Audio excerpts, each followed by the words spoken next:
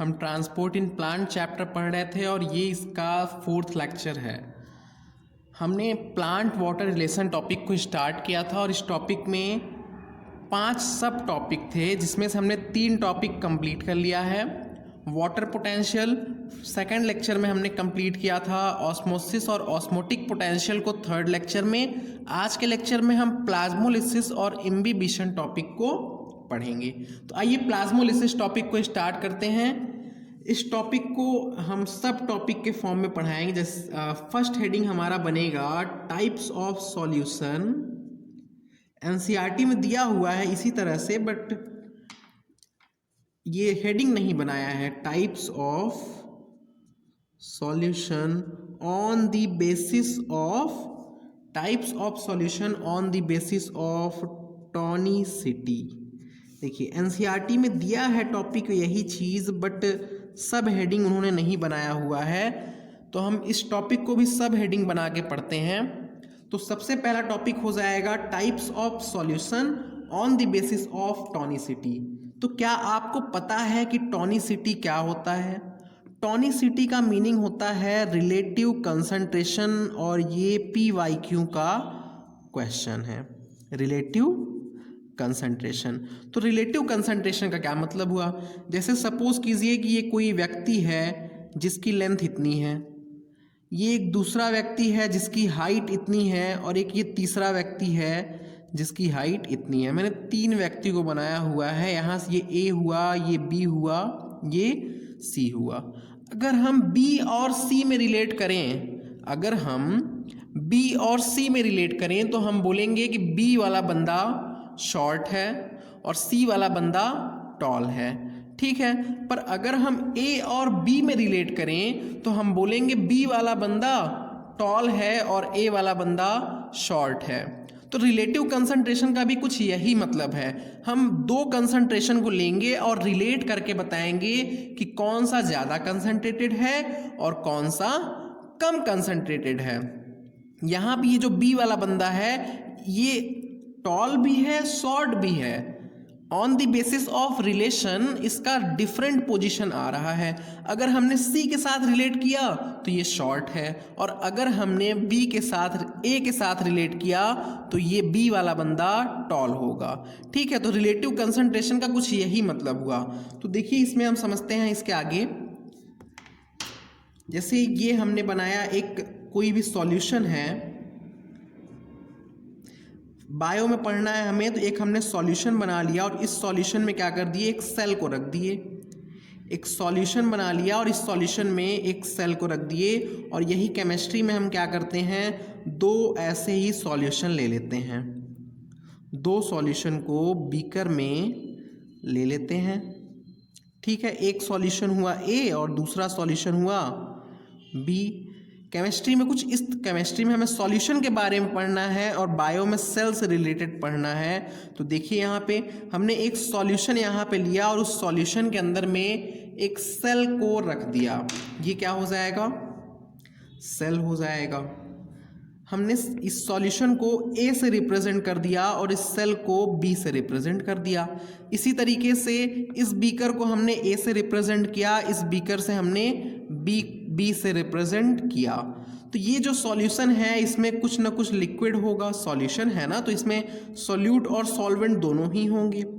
और इसी तरीके से सेल के इनसाइड पे भी प्रोटोप्लाज्म होगा। और यहाँ पे भी वही सॉल्यूशन 2 हैं, A और B, और दोनों में सॉल्यूट और सॉल्वेंट का एक मिक्सचर प्रेजेंट होगा। दोनों में ही सॉल्यूट और सॉल्वेंट का एक मिक्सचर प्रेजेंट होगा। तो देखिए आप सपोज कर लीजिए कि इस सेल का कंसंट्रेशन क्या होगा, CB है, क्योंकि B हमने नाम दिया है, और ये सॉल्यूशन है तो इस सॉल्यूशन का कंसंट्रेशन सपोज कर लीजिए CA है, ठीक है। A से रिप्रेजेंट किया जिसका कंसंट्रेशन CA बोल दिया। इसी तरीके से इस बीकर का कंसंट्रेशन CA है और इस वाले बीकर का कंसंट्रेशन CB है। इतना आप सपोज कर लीजिए। तो देखिए रिलेटिव कंसंट्रेशन की बात कर रहे हैं। अगर ये कंडीशन बना, फर्स्ट केस क्या हो सकता है, देखिए ये तो डायग्राम आपको समझ में आ गया। अब इसमें फर्स्ट केस क्या हो सकता है? फर्स्ट केस ये हो सकता है कि concentration of A equals to concentration of B हो, means C A equals to C B हो। सेल के अंदर का कंसंट्रेशन और सॉल्यूशन के अंदर का कंसंट्रेशन सेम हो। जब कंसंट्रेशन सेम होगा तो ऐसे टाइप के रिलेशन को हम बोलेंगे isotonic, means cell is isotonic with solution, और हम बोल सकते हैं solution is isotonic with cell. Isotonic case है ये। आइसो मीन्स क्या हो जाएगा? सेम, और टॉनिक मीन्स रिलेटिव कंसंट्रेशन। तो ये केस क्या होगा? आइसोटोनिक का केस होगा जब दोनों का, सेल का और सॉल्यूशन का कंसंट्रेशन सेम होगा और इन दोनों बीकर का कंसंट्रेशन सेम होगा। तो इस केस को हम आइसोटोनिक कंडीशन बोलेंगे। देखिए लास्ट लेक्चर में हमने ऑस्मोटिक प्रेशर का फॉर्मूला पढ़ा था। पाई इज इक्वल टू क्या था? सी इंटू में आर इंटू में टी। सी यहाँ पे क्या है? कंसंट्रेशन है। आर है कांस्टेंट जिसे हम gas constant, universal gas constant बोलते हैं, और टी है यहाँ पे टेम्परेचर। तो अगर कंसंट्रेशन सेम होगा तो ऑस्मोटिक प्रेशर भी क्या होगा? सेम होगा। तो इसे हम दूसरे तरीके से कैसे लिख सकते हैं? दोनों का कंसंट्रेशन अगर सेम है तो दोनों का ऑस्मोटिक प्रेशर भी सेम होगा। तो यहाँ पे हम लिख सकते हैं pi of A equals to pi of B.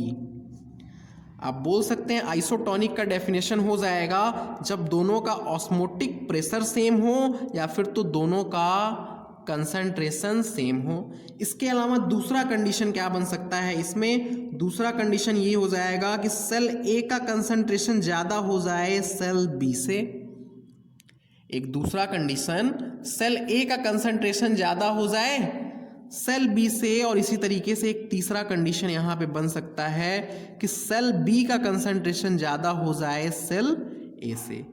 ये तीन कंडीशन यहाँ पे बनेंगे कि दोनों का कंसंट्रेशन सेम हो और या फिर तो किसी एक का ज़्यादा हो।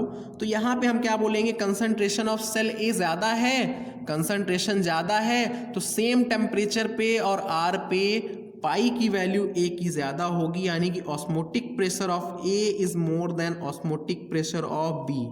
आप यहाँ पे pi equals to osmotic pressure है लिख लीजिएगा, और इस केस में क्या हो जाएगा? Pi of B is more than pi of A. ठीक है, इतना पॉइंट आपको समझ में आ रहा है? तो इस वाले केस में देखिए क्या हो जाएगा।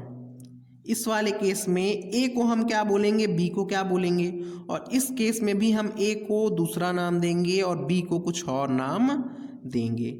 यहाँ पे देखिए कंसंट्रेशन ऑफ ए ज़्यादा है तो ए को हम क्या बोलेंगे? हाइपर।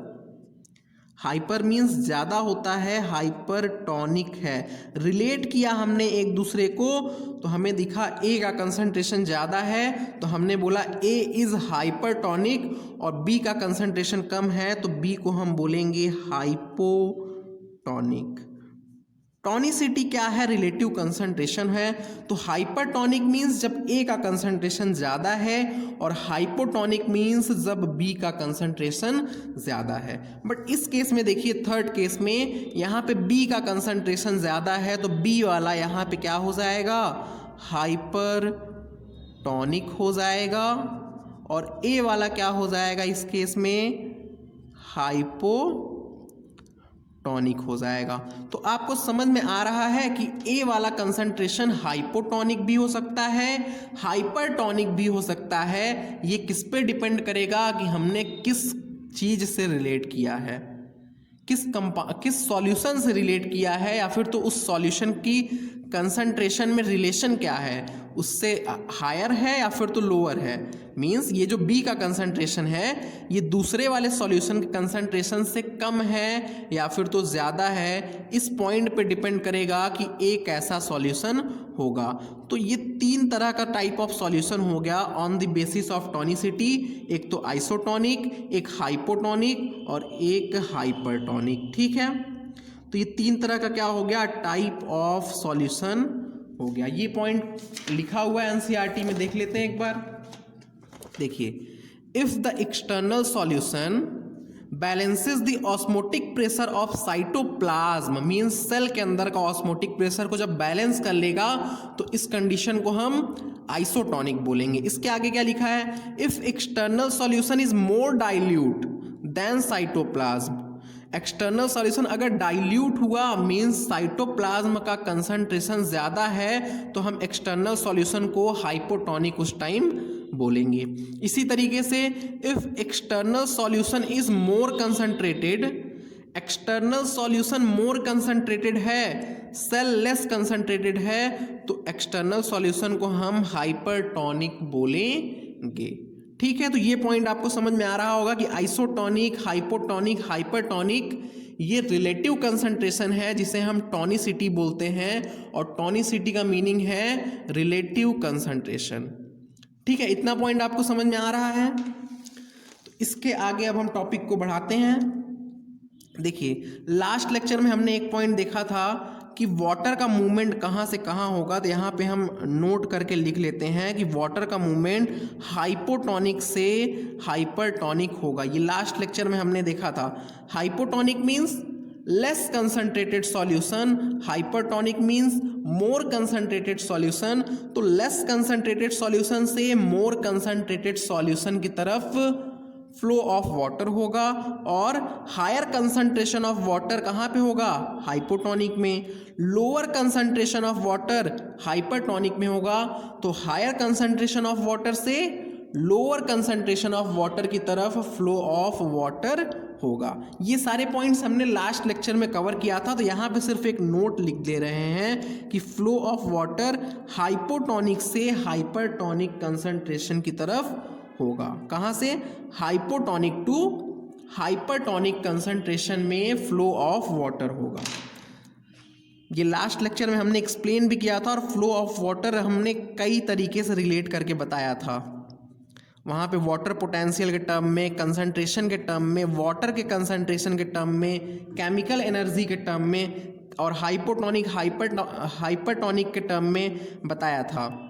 ठीक है, तो फ्लो ऑफ वाटर कहाँ से कहाँ होगा, हाइपोटोनिक सॉल्यूशन टू हाइपरटोनिक में होगा, हाइपोटोनिक से हाइपरटोनिक की तरफ होगा। और ये अभी आगे हम यूज़ करेंगे। ये आपको याद रखना है कि हाइपोटोनिक टू हाइपरटोनिक में फ्लो ऑफ वाटर होगा, flow of water hypotonic solution to hypertonic होगा। आइए नेक्स्ट पेज में चलते हैं। देखिए, अब इसमें हमारा 3 केस इसके आगे बन सकता है। क्या क्या केसेस बनेंगे, कैसे कैसे हम देखते हैं। अगर हमने सेल को कहाँ रख दिया, cell kept in hypertonic solution, हमने मान लिया कि इस कंडीशन में क्या है, जो सॉल्यूशन है वो कैसा है, हाइपरटोनिक है, तो सेल के अंदर का कंसंट्रेशन कैसा हो जाएगा, हाइपोटोनिक हो जाएगा। दूसरा कंडीशन हमने सपोज कर लिया कि हमने सेल को रखा है, cell kept in isotonic solution, cell को इस कंडीशन में हमने आइसोटोनिक सॉल्यूशन में रख दिया है। थर्ड केस क्या बन सकता है कि cell kept in hypotonic, cell kept in hypotonic solution. Third case हो गया कि हमने सेल को हाइपोटोनिक सॉल्यूशन में रख दिया। ये 3 केस बन सकते हैं। तो पहले वाले केस में देखिए, अगर सॉल्यूशन हाइपरटोनिक है तो सेल के अंदर कैसा कंसंट्रेशन हो जाएगा, सेल हाइपोटोनिक हो जाएगा। इस केस में हाइपोटोनिक हो जाएगा। इस केस में सेल कैसा हो जाएगा, हाइपोटोनिक हो जाएगा। अगर सॉल्यूशन कैसा है, आइसोटोनिक है, तो सेल के अंदर का कंसंट्रेशन भी या फिर तो सेल के अंदर का कंडीशन भी आइसोटोनिक होगा। सेल के अंदर भी क्या हो जाएगा, आइसोटोनिक हो जाएगा इस केस में। और थर्ड केस में अगर सॉल्यूशन हाइपोटोनिक है तो सेल के अंदर का कंसंट्रेशन या फिर तो कंडीशन हाइपरटोनिक होगा, हाइपरटोनिक। अब भाई अगर 2 व्यक्ति हैं और दोनों में से एक अगर टॉल है तो दूसरा शॉर्ट होगा, अगर हम रिलेट करेंगे तो 2 कंडीशन बन सकता है। कोई भी आप अपने ब्रदर और सिस्टर में ही रिलेट कीजिए तो आपको नजर आएगा कि एक आपसे क्या होगा, टॉल होगा, एक शॉर्ट होगा, या फिर तो कुछ ऐसा कंडीशन भी बन सकता है कि दोनों की हाइट क्या हो, सेम हो, है ना। तो इसमें भी वही है कि अगर सेल अगर सॉल्यूशन अगर हाइपरटोनिक है तो सेल के अंदर का कंसंट्रेशन हाइपोटोनिक हो जाएगा। तो अब देखिए यहाँ पे होगा क्या, ये 3 केसेस बने हैं। तो पहले वाले केस में अगर सॉल्यूशन हाइपरटोनिक है और सेल के अंदर हाइपोटोनिक है तो फ्लो ऑफ वाटर कहाँ से कहाँ होगा, हाइपोटोनिक टू हाइपरटोनिक में होगा। Means water will move outside the cell, cell से बाहर पानी आने लगेगा। वाटर विल मूव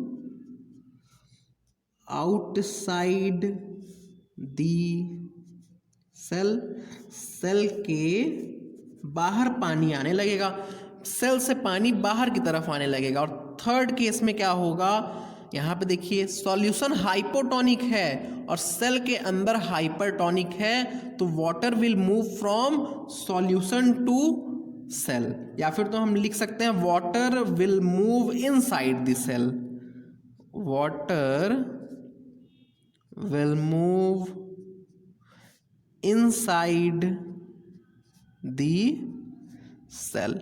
इस केस में क्या होगा, सेल के अंदर पे वाटर आएगा। क्यों, क्योंकि हाइपोटोनिक से हाइपरटोनिक की डायरेक्शन में फ्लो ऑफ वाटर होना है। तो ये जो सेकंड केस है इसमें क्या होगा, ये तो आइसोटोनिक है तो इसके लिए हमने नहीं पढ़ा है अभी तक। देखिए आइसोटोनिक केस में क्या होगा, वाटर सेल के अंदर भी आएगा और वाटर सेल से बाहर भी जाएगा और ये दोनों प्रोसेस इक्विलिब्रियम में होगा। मतलब water flows into the cell and out of the cell in equilibrium, or in equilibrium. ठीक है, यहाँ पे एनसीईआरटी में यही लाइन लिखा हुआ है, हम भी यहाँ पे कॉपी कर रहे हैं। Water will move into the cell and out of cell are in equilibrium, equilibrium में होगा। मीन्स वाटर सेल के अंदर भी आएगा और वाटर सेल से बाहर भी जाएगा और दोनों इक्विलिब्रियम में होंगे। इतना पॉइंट आपको समझ में आ रहा है। तो इस केस में देखिए फर्स्ट केस में वाटर सेल के बाहर जा रहा है, तो सेल के बाहर जा रहा है, इस प्रोसेस को हम बोलते हैं एक्सोऑस्मोसिस। एक्सोऑस्मोसिस, एक्सो मीन्स हो गया आउटसाइड, ऑस्मोसिस का प्रोसेस हो रहा है, सेल से आउटसाइड ये प्रोसेस हो रहा है तो एक्सोऑस्मोसिस बोलते हैं। और ये जो थर्ड केस है जिसमें वाटर सेल के अंदर आ रहा है इसे हम बोलते हैं एंडोऑस्मोसिस, इसे एंडोऑस्मोसिस बोलते हैं। वाटर सेल के अंदर आ रहा है तो इस प्रोसेस को हम एंडोऑस्मोसिस बोलेंगे। ठीक है, इतना पॉइंट आपको अच्छे से क्लियर है एक्सोऑस्मोसिस क्या होता है और एंडोऑस्मोसिस क्या होता है। तो देखिए इसमें वाटर आउटसाइड मूव करेगा तो सेल से वाटर मूव कहाँ से करता है, इस पॉइंट को एक पॉइंट यहाँ पे हम लिख रहे हैं। अगर ये हमने बनाया सेल, तो सेल के अंदर आपको पता है क्या होता है, वैक्यूल होता है। सेल के इनसाइड पे प्लांट सेल में 90%, मोर देन 90% स्पेस वैक्यूल के थ्रू ऑक्यूपाई होता है और वैक्यूल में भी वाटर भरा है, साइटोप्लाज्म में भी वाटर भरा है। तो पानी बाहर कहाँ से आएगा, कंडीशन तो ये है ना कि water will move outside the cell, पानी सेल से बाहर तो जाएगा बट कहाँ से आएगा वो पानी, साइटोप्लाज्म का होगा या फिर तो वैक्यूल का होगा या फिर तो दोनों जगह से आएगा। देखिए हमने यहाँ भी ये जिस सॉल्यूशन में रखा है ये हाइपरटोनिक सॉल्यूशन है। ये कैसा सॉल्यूशन हमने मान लिया, हाइपरटोनिक सॉल्यूशन में सेल को रख दिया। तो देखिए पानी कहाँ से मूव करेगा, पहले पानी साइटोप्लाज्म से बाहर आएगा और साइटोप्लाज्म से बाहर आने के बाद फिर वैक्यूल से बाहर आना स्टार्ट होगा। पहले साइटोप्लाज्म पास में पड़ेगा तो पहले पानी साइटोप्लाज्म से लॉस्ट होगा, उसके बाद वैक्यूल से लॉस्ट होगा। और ये एक इम्पॉर्टेंट लाइन है, क्वेश्चन बनता है कि water will first lost from the cytoplasm and then from vacuole, और ये एनसीईआरटी में लिखा है। तो हम यहाँ पे लिख देते हैं ऐसे ही कि वाटर पहले कहाँ से आएगा, water lost first from cytoplasm and then from vacuole.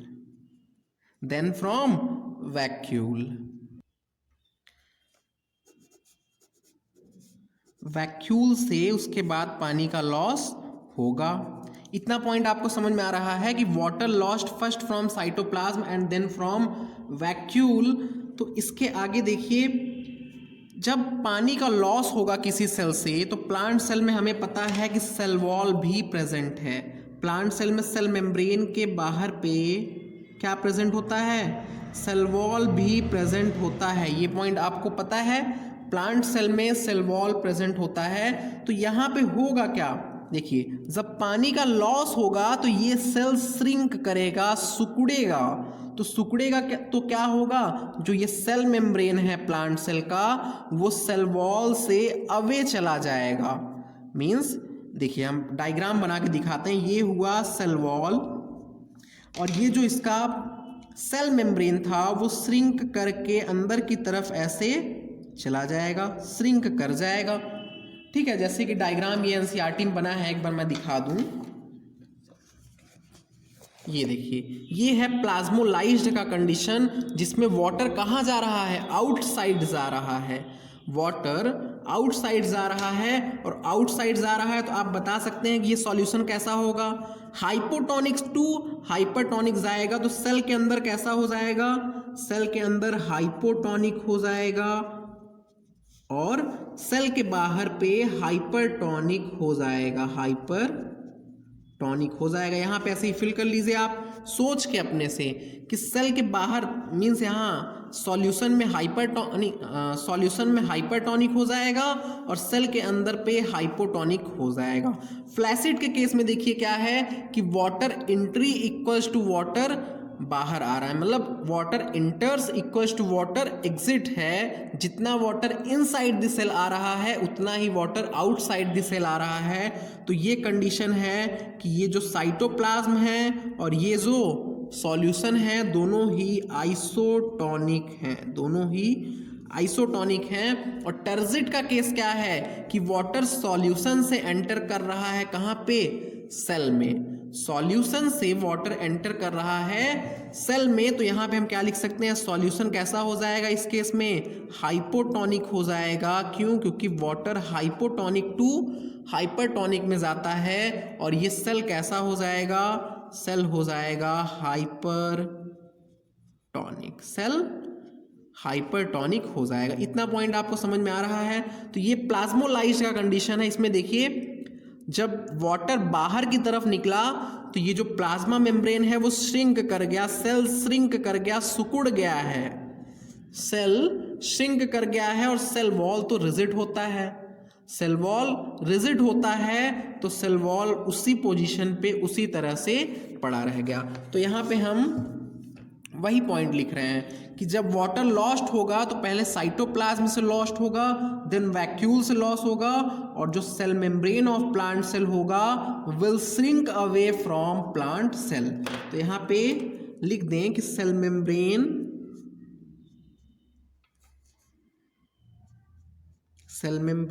Of plant cell shrink away from plant cell, या फिर तो सेल वॉल लिख लीजिए, shrink away from cell wall. Cell wall से अवे की तरफ में ये क्या हो जाएगा? श्रिंक हो जाएगा। और इस कंडीशन को हम क्या बोलेंगे? Cell is said to be plasmolysed. सेल से जब सारा पानी निकल गया तो इसे हम कंडीशन को बोलेंगे cell is said to be plasmolysed. Means plasmolysis हो गया सेल का। इस कंडीशन में हम बोलेंगे cell is said to be plasmolysed. और इस कंडीशन को देखिए, यहाँ पे entry of water equals to exit of water है, तो हम यहाँ पे लिख सकते हैं कि cell are said to be flaccid. इस सेल को हम क्या बोलेंगे? फ्लैसिड सेल बोलेंगे, जिसमें एंट्री इक्वल्स टू एग्जिट है। और ये थर्ड केस में क्या हो रहा है, एंडोऑस्मोसिस हो रहा है, वाटर इनसाइड द सेल जा रहा है, तो इसमें स्वेलिंग ऑफ सेल हो जाएगा एक्सेस वाटर की वजह से, एक्सेस वाटर की वजह से swelling of cell due to excess water की वजह से सेल की स्वेलिंग हो जाएगी और इस कंडीशन को हम टर्जिट कंडीशन बोलते हैं। टर्जिट मीन्स होता है फूला हुआ। Cell are said to be turgid. तो एनसीईआरटी ने सिर्फ और सिर्फ प्लाज्मोलिसिस टॉपिक बनाया है, बट इसमें प्लाज्मोलिसिस भी एक्सप्लेन किया गया है, फ्लैसिड कंडीशन भी एक्सप्लेन किया गया है और टर्जिट कंडीशन भी एक्सप्लेन किया गया है। इसीलिए मैंने प्लाज्मोलिसिस टॉपिक ना बना के टॉनिसिटी का टॉपिक बनाया और टॉनिसिटी के बेसिस पे 3 तरह का सॉल्यूशन, आइसोटॉनिक, हाइपोटॉनिक और हाइपरटॉनिक, और अब हमने सेल को अलग अलग सॉल्यूशन में रख दिया। तो अलग अलग सॉल्यूशन में रखने पे ऑब्जर्वेशन क्या मिला है हमने उसे यहाँ तक नोट कर लिया है।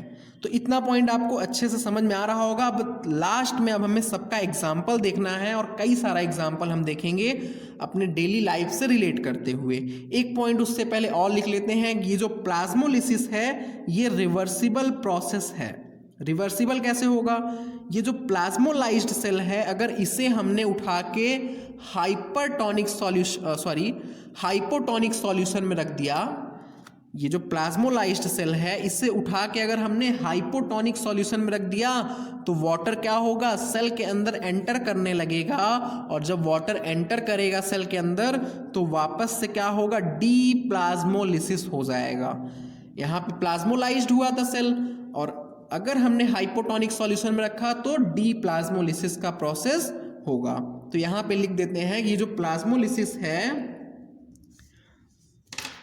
Plasmolysis is an reversible process. Plasmolysis is reversible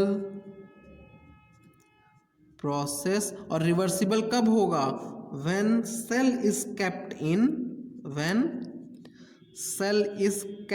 किस में रख दें, when प्लाज्मोलाइज्ड सेल लिखिए तो ज़्यादा अच्छा होगा क्योंकि ये कैसा सेल होगा, प्लाज्मोलाइज्ड सेल होगा। यहाँ पे प्लाज्मोलाइज्ड ऐड कर लीजिए। when plasmolized cell is kept in hypotonic solution, कब रिवर्सिबल होगा, जब हम प्लाज्मोलाइज्ड सेल को उठाएंगे, उठा करके हाइपोटॉनिक सॉल्यूशन में रख देंगे, तो ये प्रोसेस रिवर्सिबल प्रोसेस हो जाएगा। तो इतना आपको समझ में आ रहा होगा। अब नेक्स्ट स्टेप में हमें सबका एग्जाम्पल देखना है, तो आइए नेक्स्ट पेज में हम सबका एग्जाम्पल देखते हैं। ये फर्स्ट केस था, उसी के नीचे पे ही हम लिख रहे हैं, यहाँ पे सेकंड केस और ये हो गया थर्ड केस। थोड़ा डायग्राम बनाते हुए हम लोग एग्जाम्पल को यहाँ पे एक्सप्लेन करते हैं। देखिए फर्स्ट केस में क्या है, अब सपोज कीजिए कि हमने एक सुगरी सॉल्यूशन लिया, सुगरी लिया मतलब ढेर सारा इसमें क्या किया, चीनी मिला दिया, बहुत चीनी मिला दिया, एक सीरा बना लिया, सिरप हमने बना लिया। ठीक है, ये सिरप बना लिया और इस सिरप में क्या किया हमने, एक ग्रेप्स को रख दिया, इस सिरप में हमने एक अंगूर के दाने को रख दिया या फिर तो किशमिश को रख दिया। यहाँ पे आप शुगर की सिरप के जगह पे सॉल्ट का भी सॉल्यूशन ले सकते हैं, और ये हमने ग्रेप्स रख दिया या फिर तो रेजिन्स रख दिया, मीन्स किशमिश को इसमें रख दिया है। ये प्रैक्टिकल आप घर पे करके भी देख सकते हैं। तो ये सॉल्यूशन कैसा हो जाएगा, ये सॉल्यूशन हाइपरटॉनिक हो जाएगा, सॉल्यूशन कैसा हो जाएगा, हाइपरटॉनिक हो जाएगा, और सेल के अंदर का कंडीशन हाइपोटॉनिक हो जाएगा,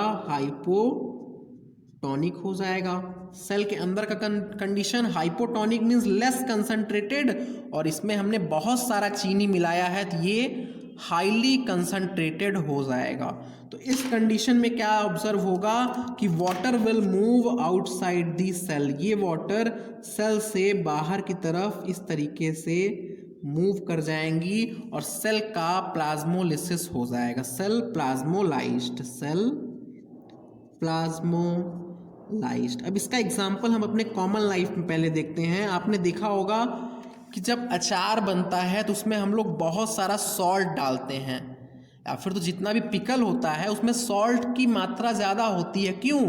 क्योंकि सॉल्ट की मात्रा ज़्यादा होगी तो वो हाइपरटोनिक कंडीशन में हो जाएगा, और अगर उस पर कोई भी ऑर्गेनिज्म, माइक्रो ऑर्गेनिज्म आके गिरेगा या फिर तो बैठेगा तो उस माइक्रो ऑर्गेनिज्म का प्लाज्मोलिसिस हो जाएगा और वो माइक्रो ऑर्गेनिज्म की डेथ हो जाएगी। इसीलिए उसमें जो पिकल होगा वहाँ पे ग्रोथ ऑफ माइक्रो ऑर्गेनिज्म नहीं हो सकता है।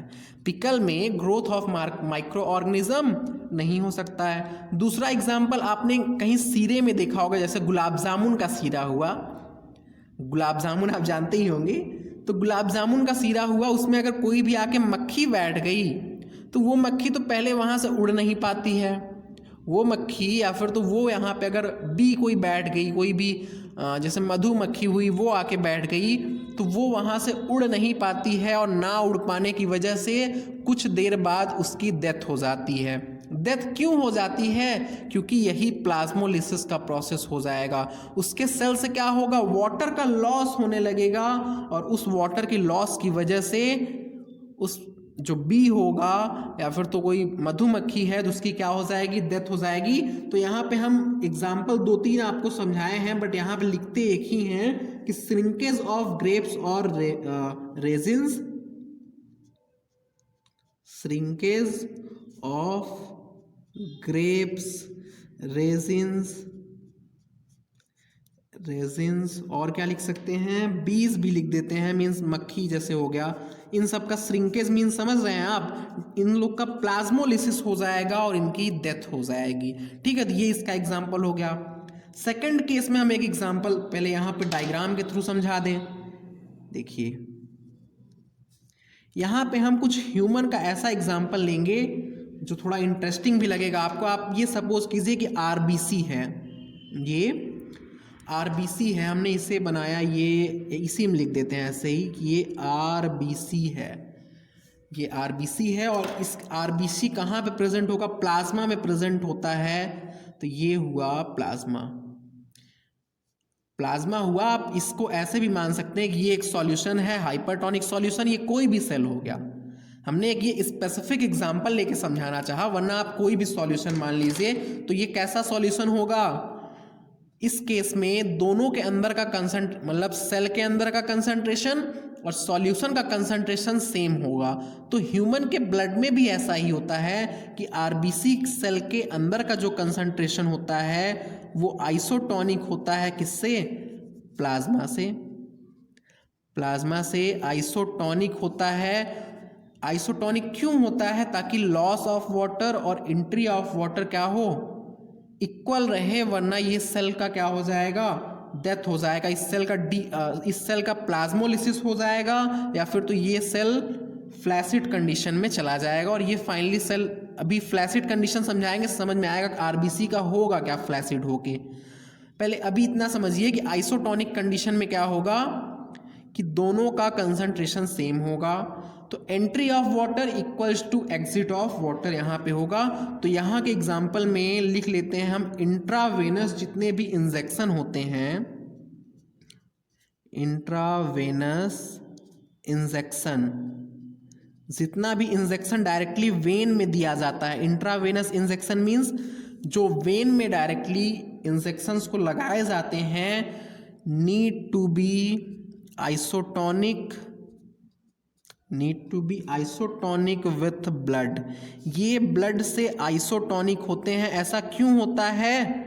ऐसा क्यों होता है? तो इसलिए होता है to prevent damage to RBC, damage to RBC, RBC को डैमेज ना हो, इस चीज़ को प्रिवेंट करने के लिए ये होता है।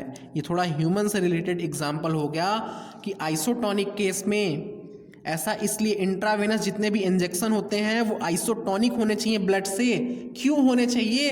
क्योंकि आरबीसी को कोई भी डैमेज ना हो, कोई भी नुकसान ना हो। बट अगर आइसोटोनिक नहीं रहा ये इंजेक्शन तो क्या होगा?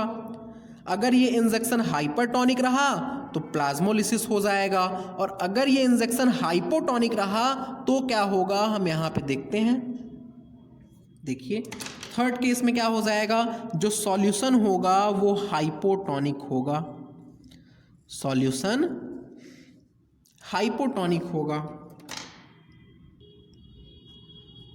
सॉल्यूशन हाइपोटोनिक है और इसमें हमने एक सेल को पकड़ के रख दिया, ये हुआ सेल। आप यहाँ पे कोई भी सेल मान लीजिए, हम आरबीसी का एग्जांपल लेके यहाँ पे भी समझाएंगे। तो ये हाइपोटोनिक सॉल्यूशन है, तो लिख देते हैं ऐसे ही रेड पेन से कि हाइपोटोनिक सॉल्यूशन है। और सेल के अंदर का कंडीशन कैसा हो जाएगा, अगर ये हाइपोटोनिक तो दूसरा हाइपरटोनिक हो जाएगा, दूसरा वाला हाइपरटोनिक हो जाएगा। अब देखिए इसमें क्या होगा, इस कंडीशन में water will move inside the cell. Water कहाँ पे मूव करेगा, सेल के अंदर पे मूव करेगा। वाटर इस जो सॉल्यूशन है, सॉल्यूशन से सेल के अंदर मूव करेगा। इस केस में entry of water equals to exit of water है। यहाँ पे सेल के अंदर वाटर मूव कर रहा है। तो देखिए यहाँ पे दो केस हो सकता है कि अगर वो प्लांट सेल हुआ, अगर वो प्लांट सेल हुआ तो वो टर्जिट हो जाएगा। इस कंडीशन में होगा क्या, पहले cell becomes flaccid, becomes flaccid. इस कंडीशन में वाटर जाएगा सेल के अंदर और सेल बन जाएगा फ्लैसिड। तो ये जो फ्लैसिड बना हुआ सेल है, अगर ये कोई प्लांट सेल रहा, अगर कोई प्लांट सेल रहा तो वो ब्रस्ट नहीं करेगा। क्यों, क्योंकि उसमें सेल वॉल प्रेजेंट है। बट अगर कोई एनिमल सेल रहा ये, तो एनिमल सेल में सेल वॉल नहीं होता है, तो एनिमल सेल ब्रस्ट कर जाएगा। तो यहाँ पे हम लिखते हैं यही पॉइंट कि अगर ये प्लांट सेल रहा तो क्या होगा और एनिमल सेल रहा तो क्या होगा। अगर ये प्लांट सेल है, इन केस ये जो हमने सेल रखा है ये प्लांट सेल है, तो ये सेल तो पहले स्वेल अप करेगा, स्वेल अप, पहले ये क्या करेगा, स्वेल अप करेगा। उसके बाद इस स्वेल अप करते करते do not rupture, do not rupture, break नहीं होगा ये cell due to cell wall. किसके वजह से, due to cell wall. Cell wall कैसा होगा, रिजिड होगा, तो ये सेल बिल्कुल भी ब्रेक नहीं करेगा, ऐसे ही स्वेल अप कर जाएगा। बट इन केस अगर ये एनिमल सेल हुआ तो पहले तो ये स्वेल अप करेगा। इन केस ये अगर एनिमल सेल हुआ तो पहले ये स्वेल अप करेगा और एक्सेस वाटर चला गया तो ये ब्रस्ट कर जाएगा। और यही आरबीसी में होता है। अगर हमने इंट्रावेनस इंजेक्शन को कैसा रख दिया, हाइपोटोनिक रख दिया, तो आरबीसी विल ब्रस्ट, आरबीसी क्या कर जाएगी, ब्रस्ट कर जाएगी, उसी में आरबीसी फूट जाएगी, ऐसा समझिए गुब्बारे की तरह। और इस केस में क्या होगा, आरबीसी प्लाज्मोलाइज्ड हो जाएगा, आरबीसी से वाटर बाहर निकलने लगेगा। ये ह्यूमन की लाइफ से एक कॉमन एग्जांपल था। आप यहाँ पे रेजिन भी रख सकते हैं, ग्रेप्स भी रख सकते हैं। अब करना क्या है, यहाँ पे आप प्योर वाटर ले लीजिए, हाइपोटोनिक में आप प्योर वाटर ले लीजिए, प्योर वाटर ले लीजिए। हाइपोटोनिक प्योर वाटर तो एकदम मैक्सिमम हाइपोटोनिक कंडीशन में होगा ना, और इसमें आप रख दीजिए कोई भी ग्रेप्स, अंगूर रख दीजिए, तो वो अंगूर के अंदर क्या होगा, पानी घुसना, मतलब पानी अंदर जाने लगेगा, पानी इनसाइड दिस सेल जाने लगेगा, वही घुसने लगेगा, वही बात है।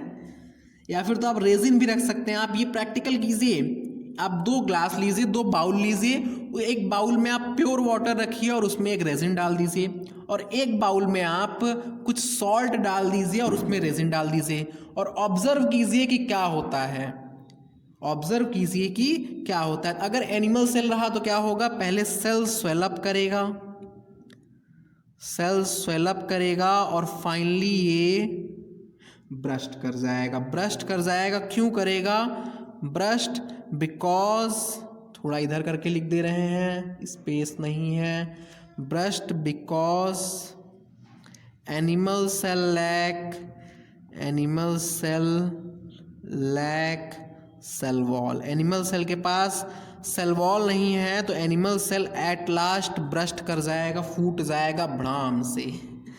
ठीक है, तो इसका एग्जाम्पल और हम लिखते हैं यहाँ पे। तो ये हमने समझा दिया कि एनिमल सेल और प्लांट सेल में क्या होगा, अब इसके बाद इसका एग्जाम्पल ले लेते हैं कि एग्जाम्पल हो जाएगा स्वेलिंग ऑफ रेजिन्स और ग्रेप्स।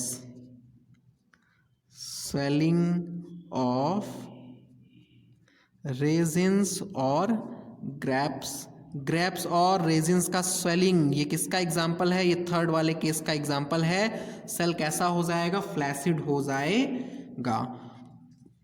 इतना आपको समझ में आ रहा है? एक एग्जाम्पल तो ये, और दूसरा एग्जाम्पल ये हो जाएगा कि अगर कोई भी एनिमल सेल को हमने प्योर वाटर में रख दिया या फिर तो आरबीसी को हाइपोटोनिक सॉल्यूशन में रख दिया। Animal cell in pure water, किसी भी एनिमल सेल को प्योर वाटर में, जैसे हम कपड़ा धुलते हैं तो क्या होता है, हमारा जो हाथ होता है उसमें पानी स्वेलिंग हो जाती है ना, अगर हम कभी काफ़ी देर अगर पानी में रहें तो स्वेलिंग हो जाती है। वो इसी वजह से, क्योंकि animal cell in pure water में क्या होगा, वाटर एंटर करेगा सेल में, और वाटर एंटर करेगा तो वो फाइनली एक मैक्सिमम कंडीशन पे जाने के बाद जितना ये सेल रेजिस्ट कर सकता है उसके बाद वो ब्रस्ट कर जाएगा। अगर हमने एनिमल सेल को प्योर वाटर में बहुत ज़्यादा टाइम तक के लिए रख दिया या फिर तो आरबीसी को किसी हाइपोटोनिक सॉल्यूशन में, ये क्वेश्चन है, हाइपोटोनिक सॉल्यूशन में या फिर तो इंट्रावेनस इंजेक्शन को हाइपोटोनिक कर दिया, तो इस केस में क्या होगा, एट लास्ट क्या होगा इस केस में, सेल विल ब्रस्ट। पहले तो ये स्वेलअप करेगा, स्वेलअप मतलब फूलेगा, एंड देन फाइनली ब्रस्ट कर जाएगा, देन फाइनली ये भ्राम कर जाएगा, ब्रस्ट हो जाएगा। ठीक है, तो ये इतना पॉइंट एग्जाम्पल के रूप में हो गया। इसके बाद एक क्वेश्चन लिखा हुआ है, प्लाज्मोलिसिस से रिलेटेड एक क्वेश्चन लिखा हुआ है इसी टॉपिक में। मैं इस क्वेश्चन को लिखता हूं और उसका आंसर आपको देना है। देखिए एनसीईआरटी में दिखा देते हैं क्वेश्चन। क्वेश्चन ये है कि what occupies the space between cell wall and the shrunken protoplasm in plasmolysed cell.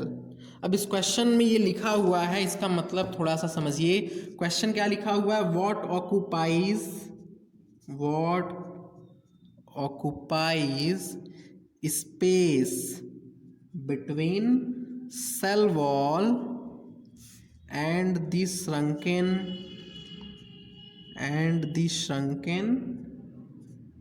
Protoplast. क्या आपको प्रोटोप्लास्ट का मतलब पता है? इन प्लाज्मोलाइज्ड सेल। प्रोटोप्लास्ट का मतलब होता है cell without cell wall is known as protoplast. किसी प्लांट सेल से आप सेल वॉल को रिमूव कर दोगे तो बचा हुआ जो पोर्शन होता है उसको हम कलेक्टिवली प्रोटोप्लास्ट बोलते हैं। तो प्रोटोप्लास्ट का मतलब क्या हो जाएगा, सेल विदाउट सेल वॉल।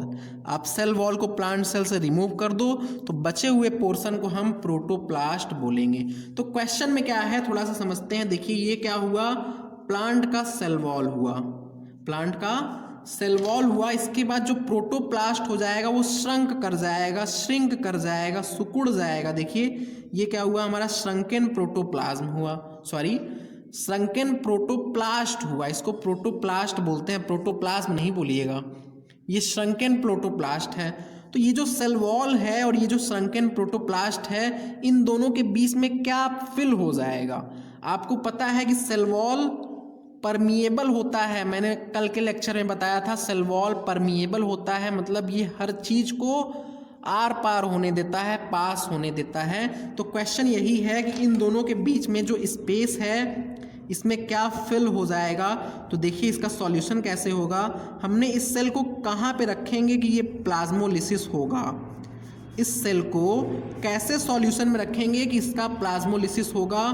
तो सॉल्यूशन हाइपरटोनिक होना चाहिए। सॉल्यूशन कैसा होगा, हाइपरटोनिक होगा। सॉल्यूशन हाइपरटोनिक होगा तो इन दोनों के बीच में मींस प्रोटोप्लास्ट और सेल वॉल के बीच में, यही हाइपरटोनिक सॉल्यूशन फिल हो जाता है। तो यहाँ पे ये क्वेश्चन यही है, what occupies space between cell wall and shrunken protoplast. ये जो सेल वॉल है और ये जो श्रंकन प्रोटोप्लास्ट है, इन दोनों के बीच में जो स्पेस है उसे कौन ऑक्यूपाई करेगा? तो आंसर हो जाएगा हाइपरटोनिक सॉल्यूशन। आंसर क्या हो जाएगा? Hypertonic solution. क्यों? क्योंकि हाइपरटोनिक सॉल्यूशन ये जो सेल वॉल है completely permeable membrane cell wall के थ्रू पास हो जाएगा। इसके अलावा एक पॉइंट और देखते हैं हम लोग एक्स्ट्रा नोट में कि जो एक्वेटिक एनिमल होते हैं उसमें ऑस्मोटिक रिलेटेड प्रॉब्लम क्या होता है। तो टॉपिक यहाँ नोट में हो जाएगा ऑस्मोटिक रिलेटेड प्रॉब्लम। मीन्स ये क्लास 12 की एनसीईआरटी में एक्चुअली लिखा हुआ है कि जो एक्वेटिक प्लांट होते हैं उन्हें भी वाटर रिलेटेड प्रॉब्लम फेस करना पड़ता है। तो उसी पॉइंट को यहाँ पे हम एक्सप्लेन कर दिए। 12th में लिखा हुआ है, एनसीईआरटी का ही टॉपिक है, osmotic related problem in aquatic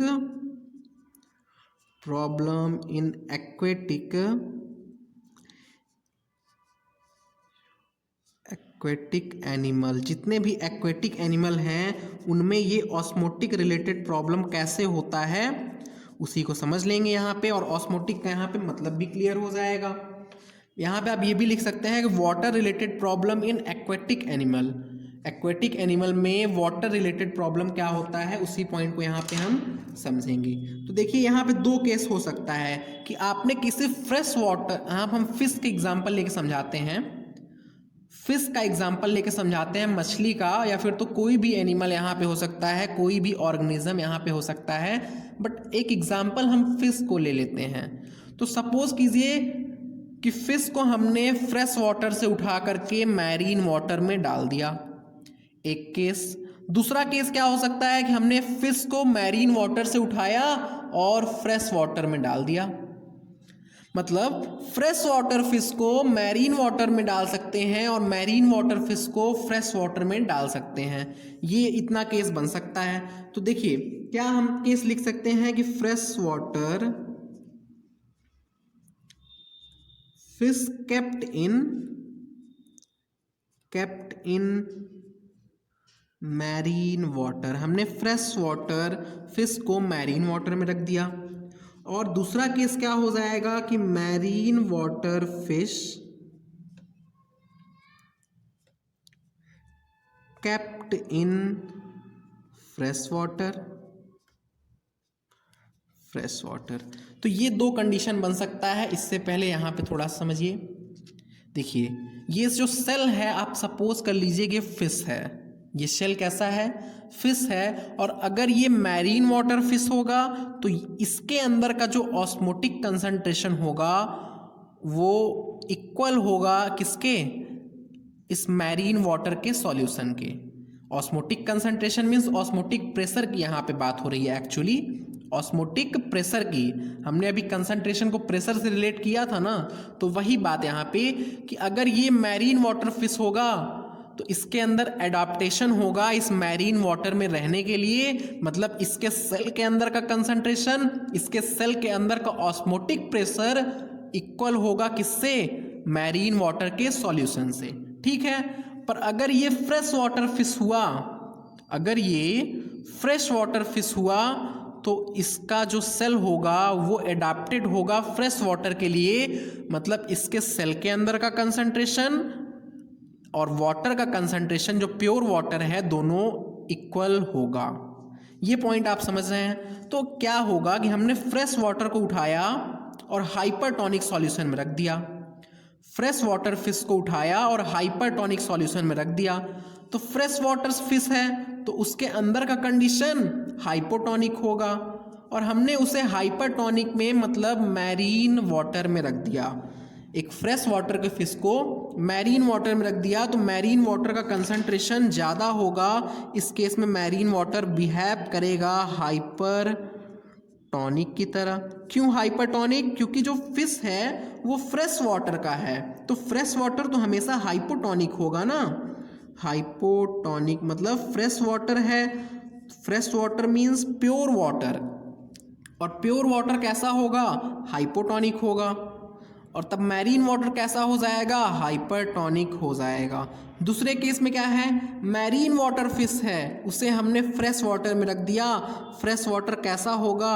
hypotonic होगा। फ्रेश वाटर हाइपोटोनिक होगा तो इस केस में वही मैरीन वाटर हाइपरटोनिक रह जाएगा, हाइपरटोनिक रह जाएगा। तो अब यहाँ से क्या आपको क्लियर हो रहा है कि फर्स्ट केस में हाइपोटोनिक से वाटर हाइपरटोनिक में जाएगा, मतलब फिश के अंदर से पानी निकलेगा और मैरीन वाटर में जाने लगेगा। तो हम लिख सकते हैं कि फिश का प्लाज्मोलिसिस हो जाएगा, फिश का प्लाज्मोलिसिस हो जाएगा, या फिर तो डाई ड्यू टू एक्सोऑस्मोसिस लिख देते हैं, एक्सोऑस्मोसिस, एक्सोऑस्मोसिस हो जाएगा, इस वजह से फिश डाई हो जाएगा, एक्सोऑस्मोसिस। और इसी को हम बोल सकते हैं कि प्लाज्मोलिसिस हो जाएगा, प्लाज्मोलिसिस हो जाएगा। क्यों हो जाएगा? क्योंकि फ्रेश वाटर हाइपोटोनिक है, मैरीन वाटर हाइपरटोनिक है, तो hypotonic to hypertonic flow of water होगा और उस फिश की डेथ हो जाएगी ड्यू टू एक्सोऑस्मोसिस। दूसरा केस क्या है? मैरीन वाटर फिश को हमने फ्रेश वाटर में रख दिया, तो इसके अंदर बहुत सारा पानी जाने लगेगा, मतलब एंडोऑस्मोसिस होने लगेगा, डाई ड्यू टू एंडोऑस्मोसिस। ये एंडोऑस्मोसिस की वजह से मर जाएगा, मतलब इसमें बहुत सारी पानी एंटर करने लगेगा और ये कंडीशन को हम फ्लैसिड कंडीशन बोलते हैं, इस कंडीशन को हम फ्लैसिड कंडीशन बोलते हैं। तो यही ऑस्मोटिक प्रॉब्लम है, ऑस्मोटिक प्रेशर का प्रॉब्लम होता है एक्वेटिक एनिमल में। अगर कोई फ्रेश वाटर फिश को हमने मैरीन वाटर में रख दिया तो वो सरवाइव नहीं कर पाएगा, और अगर हमने किसी मैरीन वाटर फिश को फ्रेश वाटर में रख दिया तो भी वो सरवाइव नहीं कर पाएगा। क्यों? क्योंकि उसमें ऑस्मोटिक डिसबैलेंस हो जाएगा, वो ऑस्मोटिक प्रेशर को मेंटेन नहीं कर पाएगा। ठीक है, तो ये पॉइंट हो गया osmotic related problem aquatic animal में, और ये क्लास 12 की NCERT में दिया है, इसीलिए मैंने एक्सप्लेन कर दिया यहाँ पे। तो ये कंप्लीट प्लाज्मोलिसिस टॉपिक जो लिखा था वो कंप्लीट हो गया है, जो कंप्लीट प्लाज्मोलिसिस टॉपिक यहाँ पे लिखा हुआ है वो कंप्लीट हो गया है। इसके बाद नेक्स्ट टॉपिक है टर्गर प्रेशर का। इसके बाद नेक्स्ट टॉपिक है टर्गर प्रेशर।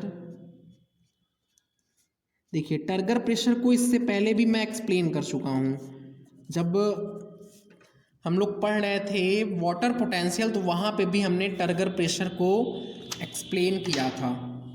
तो टर्गर प्रेशर क्या होता है फिर से यहाँ पे समझ लेते हैं। देखिए, ये कोई भी अगर प्लांट सेल है, उस प्लांट सेल का क्या हो जाएगा? सेल वॉल हो जाएगा।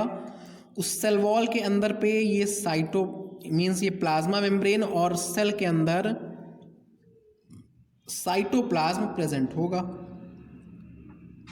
तो होता क्या है, जब इस सेल के अंदर पे वाटर एंटर करेगा, इस सेल के अंदर वाटर एंटर करेगा तो यहाँ पे वाटर स्टोर होगा, और जब वाटर एक्सेस स्टोर हो जाएगा तो ये सेल किस कंडीशन में आ जाएगा? फ्लैसिड कंडीशन में आ जाएगा। मीन्स ये फूला हुआ सेल हो जाएगा, ये फ्लैसिड कंडीशन में आ जाएगा। तो जब ये फ्लैसिड कंडीशन में आएगा तो इसका जो साइटोप्लाज्म है, ये एक प्रेशर लगाता है किस पे? वॉल पे।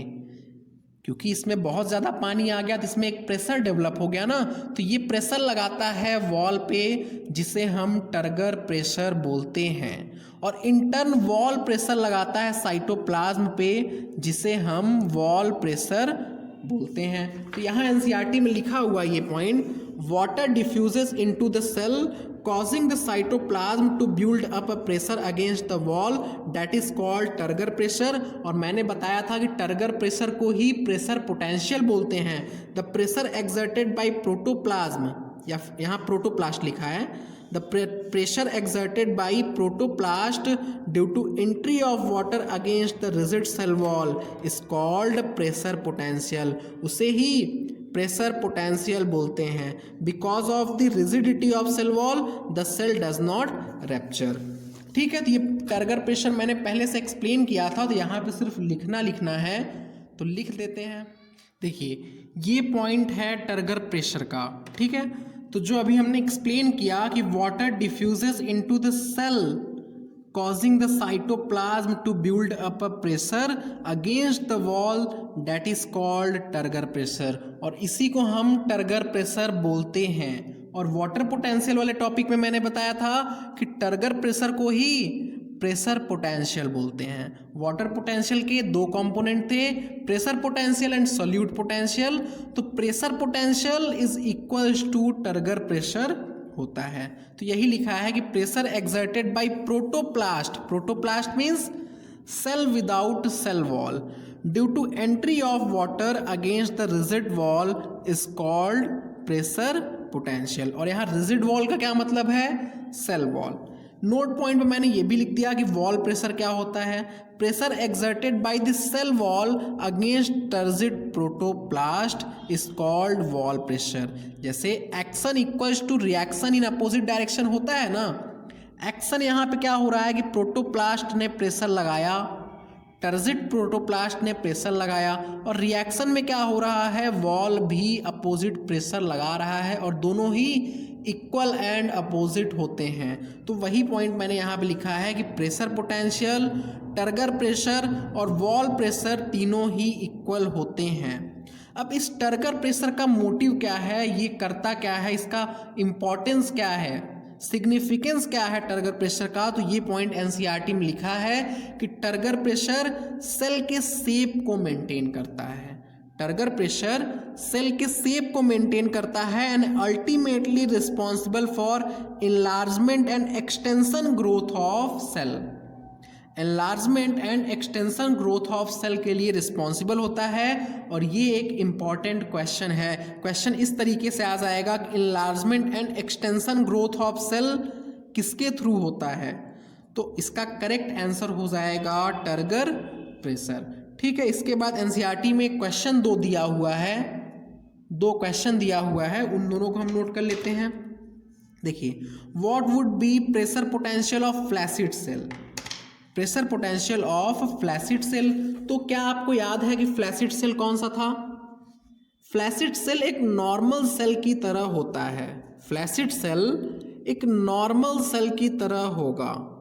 तो जो फ्लैसिड सेल है वो नॉर्मल सेल की तरह है, तो इसमें जो प्रेशर होगा वो एटमॉस्फेरिक प्रेशर होगा, और at atmospheric pressure pressure potential equals to 0। ये पॉइंट मैंने वाटर पोटेंशियल में बताया था। ये जो फ्लैसिड सेल है ये एक नॉर्मल सेल की तरह है, और normal cell means at atmospheric pressure पे है, कोई भी एक्सटर्नल प्रेशर नहीं लग रहा है, कोई भी एक्सटर्नल प्रेशर नहीं लग रहा है। और एक्सटर्नल प्रेशर नहीं लग रहा है तो इस कंडीशन पे प्रेशर पोटेंशियल 0 होता है। तो यहाँ पे लिख देते हैं कि प्रेशर पोटेंशियल कैसा हो जाएगा? 0 हो जाएगा फ्लैसिड सेल के लिए। ठीक है, और एक पॉइंट भी मैंने बताया था कि जो प्रेशर पोटेंशियल होता है ये ऑलवेज पॉजिटिव होता है। प्रेशर पोटेंशियल ऑलवेज पॉजिटिव होता है, और नेगेटिव प्रेशर पोटेंशियल मैंने बताया था कहाँ होगा? प्रेशर पोटेंशियल नेगेटिव बहुत रेयर होता है, और यहाँ के टॉपिक में प्लाज्मोलाइज्ड सेल का नेगेटिव होता है। प्लाज्मोलाइज्ड सेल, जाइलम में एक हमें नेगेटिव दिखा था, और दूसरा प्लाज्मोलाइज्ड सेल में। क्यों? क्योंकि नेगेटिव मतलब पुलिंग है, ये सक करेगा वाटर को, एक सक्शन प्रेशर डेवलप होगा, ये वाटर को सक करेगा। प्लाज्मोलाइज्ड सेल वाटर को सक करेगा। दूसरा क्या क्वेश्चन है? Which organism other than plant possess cell wall? तो प्लांट में सेल वॉल सेलुलोजिक होता है, प्रेजेंट है, ये हमें पता है। इसके अलावा और कौन कौन से ऑर्गेनिज्म में सेल वॉल होता है? तो हम बोल सकते हैं बैक्टीरिया में होता है, ऑल बैक्टीरिया में होता है। और या फिर तो हम बोल सकते हैं मोनेरन्स में प्रेजेंट है। मोनेरन्स में जितने भी मोनेरा हैं, मोनेरा के जितने भी मेंबर हैं उन सब में प्रेजेंट है, एक्सेप्ट माइकोप्लाज्म। माइकोप्लाज्म में नहीं प्रेजेंट है। जितने भी मोनेरा के मेंबर हैं उन सब में सेल वॉल प्रेजेंट है, बट माइकोप्लाज्म में सेल वॉल एब्सेंट है। यहाँ पे ऑल बैक्टीरिया लिख लीजिए, जितने भी बैक्टीरिया होंगे सब में सेल वॉल प्रेजेंट है। दूसरा हम क्या लिख सकते हैं? सम प्रोटिस्ट, कुछ प्रोटिस्टा के भी मेंबर ऐसे हैं जिसमें सेल वॉल प्रेजेंट होता है। और थर्ड पॉइंट में हम लिख सकते हैं ऑल फंजाई। ऑल फंजाई, जितने भी फंजाई हैं उन सब सारे फंजाई में काइटिन का सेल वॉल प्रेजेंट होता है। ठीक है, ये सेल वॉल क्या कर रहा है, प्लांट सेल को ब्रस्ट होने से प्रिवेंट कर रहा है। फ्लैसिड कंडीशन में प्लांट सेल को ब्रस्ट होने से प्रिवेंट कर रहा है, क्यों, क्योंकि ये एक रिजिड वॉल है। Cell wall is a rigid wall. ठीक है, तो इतना पॉइंट ये टर्गर प्रेशर के बारे में था, इसको समझा के हमने यहाँ पे लिख दिया। इसके बाद एक लास्ट टॉपिक हमारा है इम्बिबिशन। लास्ट टॉपिक है इम्बिबिशन। इम्बिबिशन को समझने से पहले केमिस्ट्री क्लास 12 की एक पॉइंट को हम लोग समझते हैं, ये नोट में हो जाएगा और बहुत थोड़ा सा एक्सप्लेन करेंगे कि एडजॉर्प्शन क्या होता है, SORPTION, और एब्जॉर्प्शन क्या होता है, एब्जॉर्प्शन। देखिए एडजॉर्प्शन और एब्जॉर्प्शन ये केमिस्ट्री में सरफेस केमिस्ट्री चैप्टर क्लास 12 में दिया है, बट यहाँ पे थोड़ा सा यूज होगा। एडजॉर्प्शन एक सरफेस फिनोमिना है, सरफेस फिनोमिनॉन, और जो एब्जॉर्प्शन है ये बल्क फिनोमिना होता है, बल्क फिनोमिना। अभी भी आपको ये समझ में नहीं आया कि ये बल्क और सरफेस क्या बोल रहे हैं हम। देखिए ये अगर कोई सब्सटेंस है और इस सब्सटेंस के ऊपर, पहले बल्क फिनोमिना समझ लीजिए, एब्जॉर्प्शन। जैसे गुलाब जामुन आप खाते हैं तो आपने देखा है उस गुलाब जामुन में सिरप कहाँ कहाँ तक भरा होता है, अंदर अंदर तक सिरप भरा हुआ है। तो ये क्या हुआ, बल्क मीन्स पूरे बल्क में है, हर जगह पे ये क्या है, सिरप फिल्ड है। बट एब्जॉर्प्शन सरफेस फिनोमिना है, यहाँ पे जो मॉलिक्यूल होंगे वो सिर्फ और सिर्फ सरफेस पे ही अटैच्ड रहते हैं, मॉलिक्यूल सिर्फ और सिर्फ सरफेस पे ही अटैच्ड रहते हैं। जैसे इसका अगर हम एग्जांपल दें एडजॉर्प्शन का, तो आपने देखा होगा कि जब आप नया नया बॉटल खरीदते हैं या फिर तो नया नया फिल्टर आपने खरीदा, फिल्टर बॉटल, तो उसमें एक पाउच में कुछ पाउडर होता है, उस पाउडर को हम लोग बोलते हैं ये दवा है बॉटल में, इसे फेंक दो, है ना। पर वो एक्चुअल में सिलिका जेल होता है और वो बॉटल के अंदर से मॉइस्चर को एब्जॉर्ब करता है, मॉइस्चर को एब्जॉर्ब नहीं एडजॉर्ब करता है, मॉइस्चर को एडजॉर्ब कर लेता है, उसमें सिलिका जेल होता है। इसके अलावा जैसे जो शुगर फैक्ट्री होती है जहाँ पे शुगर बनता है, वहाँ पे शुगर रिफाइनिंग के लिए, वहाँ पे आप जब गन्ने का जूस पीते हैं तो आप देखते हैं हल्का सा ग्रीन कलर का होता है, तो ये जो कलर होता है, पर जो हम लोग चीनी खाते हैं वो वाइट कलर का है। तो ये जो कलर को डी कलराइज करने के लिए एनिमल चारकोल यूज होता है। एनिमल चारकोल भी क्या करता है, एडजॉर्प्शन करता है कलरिंग एजेंट को एनिमल चारकोल एडजॉर्ब कर लेता है।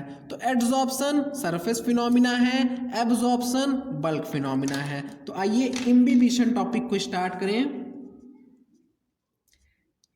इम्बिबिशन, देखिए imbibition is a special type of diffusion. Imbibition is a special type of diffusion. ये क्या है, एक टाइप ऑफ डिफ्यूजन है। और इम्बिबिशन में एनसीईआरटी लिखता है कि एब्जॉर्प्शन प्रोसेस होगा। देखिए यहाँ पे एब्जॉर्ब लिखा है। Imbibition is a special type of diffusion when water is absorbed by the solid colloids, causing them to increase in volume. Reference book में अगर आप देखेंगे तो इम्बिबिशन को एडजॉर्प्शन प्रोसेस बताया है। एनसीईआरटी के लास्ट में एक टर्म यूज किया है कि ये एडजॉर्बेंट एडजॉर्प्शन प्रोसेस में ही का ही एक कंपोनेंट है। तो देखिए यहाँ पे एनसीईआरटी में भी लास्ट में एडजॉर्प्शन बोल रखा है, एनसीईआरटी में लास्ट में एडजॉर्प्शन बोल रखा है। तो मैं इसे क्लियर करता हूं कि इम्बिबिशन एब्जॉर्प्शन का प्रोसेस है या एडजॉर्प्शन का प्रोसेस है। देखिए इम्बिबिशन में होना क्या है, पहले इम्बिबिशन में एक स्पेशल टाइप ऑफ डिफ्यूजन है जिसमें होता क्या है, इसका पहले एग्जांपल समझते हैं। हम लोग देखते हैं रैनी सीजन में क्या होता है, जो डोर होता है हमारा और जो विंडोज होते हैं वुड के, जो लकड़ी की डोर और विंडोज हैं वो क्या होते हैं, वो जो जब उस पर पानी गिरता है, रेन का पानी गिरता है, तो वो क्या होते हैं, हल्का सा सोलन हो जाते हैं, फूल जाते हैं, उनका वॉल्यूम इंक्रीज हो जाता है। It is due to imbibition. ये इम्बिबिशन की वजह से होता है। तो इम्बिबिशन में एक्चुअली होता क्या है, देखिए सबसे पहले एडजॉर्प्शन ऑफ वाटर होता है। Adsorption of water by hydrocolloid. Hydrocolloid का मतलब क्या होता है, एक सॉलिड कोलाइड होगा जिसके पास वाटर होल्डिंग कैपेसिटी होगी। जैसे अगर आप लोहे पे पानी डालें तो वो लोहा वाटर को होल्ड नहीं कर सकता, बट लकड़ी वाटर को होल्ड कर लेता है, तो लकड़ी क्या हो जाएगा, हाइड्रोकोलाइड हो जाएगा। तो हाइड्रोकोलाइड का हम मीनिंग लिख देते हैं कि ये solid colloid having water holding capacity. Solid colloid having water holding capacity. Solid colloid having water holding capacity, इसी को हम क्या बोलते हैं, हाइड्रोकोलाइड बोलते हैं। तो देखिए ये क्या हो गया, हमारा डोर हो गया। इस डोर पे क्या हुआ, जब एक बूंद दो बूंद पानी इस पे आके गिरा तो पानी पहले क्या होगा, डायरेक्ट सेल के अंदर नहीं जाएगा, वो पानी पहले एड्जॉर्ब होगा। जब आप गुलाब जामुन बना के सीरे में डालते हैं तो वो गुलाब जामुन पे पहले सीरा ऊपर ऊपर लगता है, पहले एड्जॉर्प्शन का प्रोसेस होगा, उसके बाद एब्जॉर्प्शन का प्रोसेस स्टार्ट होता है। तो इम्बाइबिशन में या फिर तो इम्बिबिशन में भी वही होगा कि पहले एड्जॉर्प्शन ऑफ वाटर होगा हाइड्रोकोलॉइड के थ्रू। एड्जॉर्प्शन ऑफ वाटर होने के बाद क्या होगा, एड्जॉर्प्शन ऑफ वाटर के बाद एब्जॉर्प्शन ऑफ वाटर होगा। एब्जॉर्प्शन ऑफ वाटर होगा इन हाइड्रोकोलॉइड्स। इन हाइड्रोकोलॉइड में एब्जॉर्प्शन के बाद एडजॉर्प्शन के बाद एब्जॉर्प्शन होगा, और एब्जॉर्प्शन जब हो जाएगा तो ये क्या कर देगा, causing them to increase in. Causing them means यहाँ क्या है, वुड हो गया या फिर तो हाइड्रोकोलाइड, इसी को हम लिख देते हैं hydrocolloid, causing them to increase in volume. उसका वॉल्यूम क्या होता है, इंक्रीज हो जाता है। और यही प्रोसेस को हम, इसी प्रोसेस को इम्बाइबिशन बोलते हैं। एनसीईआरटी में डेफिनेशन क्या लिखा है हम फिर से देखते हैं एक बार। It is a special type of diffusion when water is absorbed by solid colloid causing them to increase in volume. ठीक है, तो एक्चुअल में इम्बाइबिशन एड्जॉर्प्शन प्रोसेस है। क्यों, क्योंकि पहले एड्जॉर्प्शन प्रोसेस हो रहा है, और ये एड्जॉर्प्शन पहले क्या होगा, इस वॉल पे टाइटली आके वाटर सेल के अराउंड अटैच्ड हो जाएंगी, उसके बाद धीरे धीरे वाटर एब्जॉर्ब होंगे।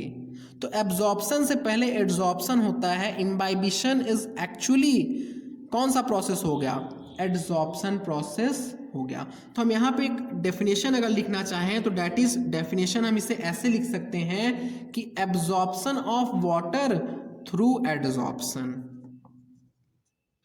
Absorption of water through adsorption, SORPTION, adsorption के थ्रू एब्जॉर्प्शन ऑफ वाटर, इसी को हम क्या बोलते हैं, इम्बाइबिशन बोलते हैं। और इसी को हम ये भी लिख सकते हैं कि through surface attraction.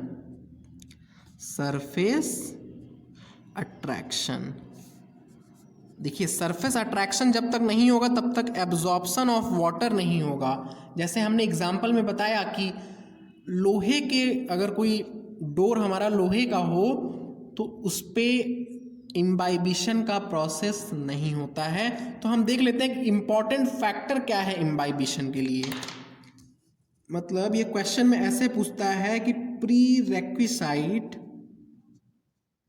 Factor for imbibition. Prerequisite means होता है इम्पॉर्टेंट, हमने इम्पॉर्टेंट क्यों नहीं लिखा? क्योंकि एनसीईआरटी में यही टर्म यूज़ किया है और क्वेश्चन में भी यही टर्म यूज़ करके पूछता है। क्वेश्चन में प्री रेक्विसाइट टर्म यूज़ करके ही पूछता है, ठीक है। तो प्री रेक्विसाइट फैक्टर फॉर इम्बाइबिशन में सबसे पहला फैक्टर हो जाएगा वाटर पोटेंशियल ग्रेडियंट रिक्वायर्ड होगा। Water potential means water potential gradient. देखिए समझाते हैं इसे थोड़ा सा पहले, फिर आगे स्टेटमेंट क्लियर करेंगे। देखिए ये डोर है, इस डोर पे ऑलमोस्ट ज़ीरो वाटर होगा, ऑलमोस्ट ज़ीरो वाटर होगा। और ये जो वाटर यहाँ रेन से आ रहा है इसमें हाई अमाउंट ऑफ वाटर होगा, मीन्स वाटर पोटेंशियल यहाँ पे इसका ज़्यादा होगा और यहाँ पे वाटर पोटेंशियल ग्रेडियंट ज़ीरो होगा। तो एक वाटर पोटेंशियल ग्रेडियंट चाहिए होता है वाटर को इम्बाइब होने के लिए, मीन्स इम्बिबिशन के प्रोसेस में वाटर पोटेंशियल ग्रेडियंट चाहिए होता है। जैसे अगर इस डोर में काफ़ी देर से बारिश हो रहा है तो ये एक टाइम आएगा भीग जाएगा कंप्लीटली। तो भीगने के बाद क्या होगा?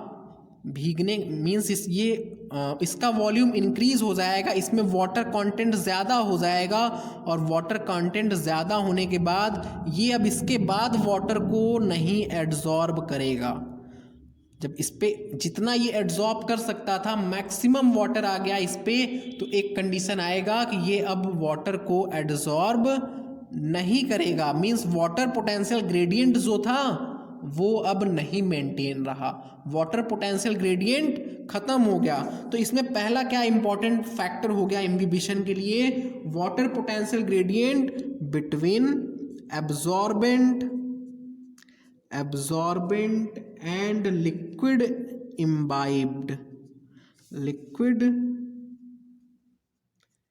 Imbibed is essential. चाहिए होता है ये वाटर पोटेंशियल ग्रेडियंट, इम्पॉर्टेंट होता है, इसेंशियल होता है, ठीक है। पहला फैक्टर तो ये हो गया कि दोनों के बीच में वाटर पोटेंशियल ग्रेडियंट चाहिए होता है। दूसरा हो जाएगा affinity between adsorbent and liquid, QUID। Affinity means क्या होता है? अफेक्शन होना चाहिए जो एड्सॉर्बेंट है और लिक्विड के बीच में। जैसे अगर हमने जैसे एग्जांपल दिया ना कि आयरन का डोर रहेगा तो उसमें कोई भी अफेक्शन नहीं होगा, कोई भी एफिनिटी नहीं होगा, तो वो एड्सॉर्ब नहीं होगा। एड्सॉर्बेंट का मतलब क्या होता है? देखिए मैं क्लियर कर दूं। जो एड्सॉर्प्शन प्रोसेस है, जिस मॉलिक्यूल पे एड्सॉर्प्शन प्रोसेस होता है उसे हम बोलते हैं एड्सॉर्बेंट, उसे हम एड्सॉर्बेंट बोलते हैं। और जो मॉलिक्यूल आके एड्सॉर्ब हो रहा है उस मॉलिक्यूल को एड्सॉर्बेट बोलते हैं, एड्सॉर्बेट बोलते हैं। तो ये हो गया हमारा एड्सॉर्बेंट, ये हो गया एड्सॉर्बेट। और इम्बाइबिशन के केस में जो डोर होगा वो एड्सॉर्बेंट की तरह काम करेगा और जो लिक्विड होगा, जो वाटर होगा, वो एड्सॉर्बेट की तरह काम करेगा, वो एड्सॉर्बेट की तरह काम करेगा। यहाँ पे हम इम्बीबैंट बोलते हैं, इम्बीबैंट बोलते हैं और इम्बीबेट बोलते हैं। इम्बीबिशन में हम इम्बीबैंट बोलते हैं वुड को और लिक्विड को इम्बीबेट बोलते हैं, ठीक है। ये दो फैक्टर इंपॉर्टेंट फैक्टर हैं जो कि चाहिए होता है इम्बाइबिशन के लिए। अब इसके बाद हम इम्बाइबिशन का एग्जाम्पल देखेंगे नेक्स्ट पेज में। एग्जाम्पल ऑफ इम्बाइबिशन, एग्जाम्पल क्या हो जाएगा? Absorption of water by dry seed and dry would. Dry seed लिखिए या फिर कोई भी सीड हो गया, यहाँ पे सीड ही कर लीजिए। किसी भी सीड के थ्रू या फिर तो कोई ड्राई वुड में जब एब्जॉर्प्शन ऑफ वाटर होता है उसी प्रोसेस को हम इम्बाइबिशन बोलते हैं, और ये इसका एक एग्जाम्पल हो गया। सीड में जैसे आप कोई भी अगर चना मटर, अब वाटर में क्या कीजिए, वाटर में भिगोने के लिए रखते हैं ना, तो उस टाइम प्रोसेस इम्बाइबिशन ही होता है। अगर आपने चना, या फिर तो बहुत से लोग चना भिगो के खाते हैं मॉर्निंग टाइम में, तो ये जो चना है आपने जब इसको भिगोया था रात में, तो वहाँ पे इम्बाइबिशन प्रोसेस ही स्टार्ट हुआ था। और ड्राई वुड में जैसे हम लिख सकते हैं कि during rainy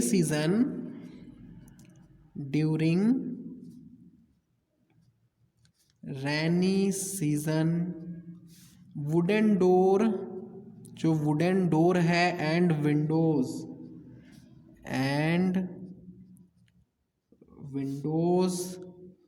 swell due to imbibition.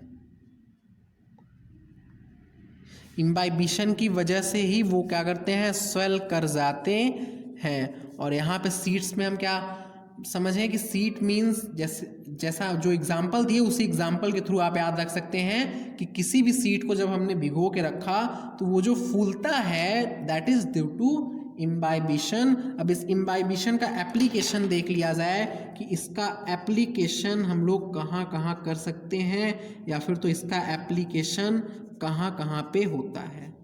ठीक है, एक एप्लीकेशन सबसे फर्स्ट वाला कि जर्मिनेशन ऑफ सीड में हेल्प करता है। किस में हेल्प करता है? Breaking of seed coat and germination of seed. First क्या हो जाएगा? Breaking of seed coat and germination of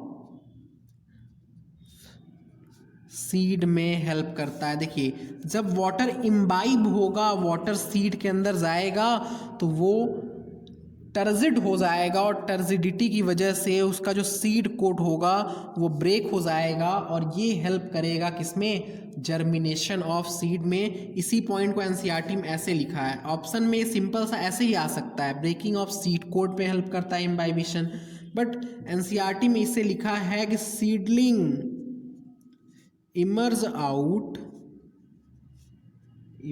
out of soil into the open and establish due to imbibition। ठीक है, तो एक पॉइंट ये हो गया कि ब्रेकिंग ऑफ सीड कोट और जर्मिनेशन ऑफ सीड में हेल्प करता है, और इसी इम्बाइबिशन की वजह से सीड कोट ब्रेक होगा तो सीडलिंग क्या होगी? इमर्ज आउट होगी, और इमर्ज आउट होगी तो वो सॉइल से ओपन की तरफ आएगी। ठीक है, तो एक पॉइंट ये हो गया। दूसरा एग्जाम्पल देता है क्या, देखिए, हमने इससे पहले बताया कि इम्बाइबिशन के बाद वॉल्यूम इंक्रीज होता है। वॉल्यूम इंक्रीज होता है तो ये आप सपोज कर लीजिए कि कोई रॉक है, कोई भी रॉक तो ऐसे ही नहीं होता है, मैंने भी क्या बना दिया। ये आप सपोज कीजिए कोई रॉक है, यहाँ पे एक नैरो स्पेस है, और इस नैरो स्पेस में आपने कोई वुड रख दिया, आपने कोई वुड को रख दिया यहाँ पे, और इस वुड पे जब वाटर गिरेगा, इस वुड पे जब वाटर फॉल होगा तो ये वाटर क्या करेगा? वुड में इम्बाइब होगा, और इम्बाइब होने के बाद वुड स्वेल होकर के उसकी वॉल्यूम इंक्रीज हो जाएगी, और ये जब वॉल्यूम इंक्रीज होगा तो इस प्रोसेस को पहले के लोग यूज़ करते थे इस रॉक को ब्रेक करने के लिए। जब यहाँ पे वॉल्यूम इंक्रीज होगा तो एक प्रेशर डेवलप होगा ना, जब वॉल्यूम इंक्रीज हुआ तो यहाँ नैरो स्पेस में एक प्रेशर डेवलप होगा, और उस प्रेशर को पहले के लोग यूज़ करते थे किस चीज़ के लिए? इस रॉक को ब्रेक करने के लिए, और इसी प्रेशर की वजह से ये सीड कोट भी ब्रेक होता है। इसी प्रेशर की वजह से ये सीड कोट भी ब्रेक होता है। यहाँ पे जो इम्बाइबिशन का प्रेशर डेवलप हो रहा है, जैसे वुड में एक प्रेशर डेवलप हुआ वैसे ही सीड में एक प्रेशर डेवलप होता है, और वही प्रेशर इस सीड को ब्रेक करवाता है। यहाँ पे हम क्या लिख सकते हैं? Pressure that is built by swelling, और इस प्रेशर को हम लोग मैट्रिक्स पोटेंशियल भी बोलते हैं। मैट्रिक्स नहीं, मैट्रिक पोटेंशियल,